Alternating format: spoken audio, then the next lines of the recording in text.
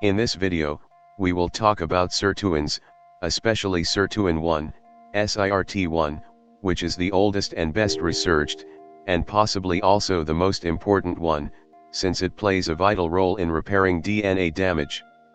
The latest science in the anti-aging community suggests that sirtuin activation is key, increasing your NAD+ levels, which helps us with DNA damage and repair, among the many issues with age-related diseases. A typical sirtuin activator is NMN, most of you might know it. We have also included a link in the description.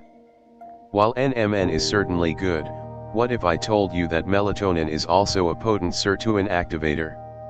In fact, it has a double function for sirtuins that no other sirtuin activator can offer. It activates sirtuins on healthy cells, and at the same time it deactivates sirtuins on cancer cells and stops their proliferation. Watch this video to the end so that you can understand why some experts say melatonin is the best anti-aging there is. Give it a thumbs up and subscribe to the channel if you liked it. Let's begin.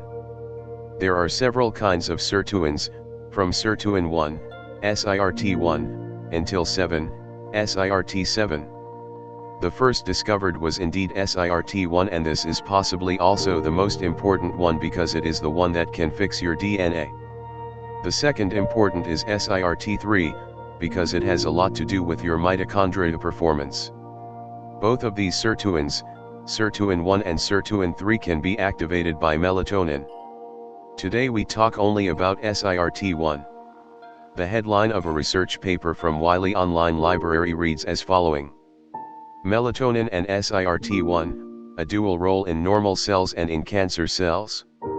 In a research paper from Wiley Online Library, link in the description, it says, as SIRT1 is clearly involved in the aging process and considering the usual decline in nighttime melatonin levels in advanced age, one consequence of this latter change may be an increased cancer risk. In other words, people get more often cancer when they get older due to a lack of melatonin. There is a clear connection between a person's melatonin levels and a person's cancer risk. The research paper says, an overview of the actions of melatonin on SIRT1/2 reported to date. Melatonin seems to act differently in normal or in cancer cells.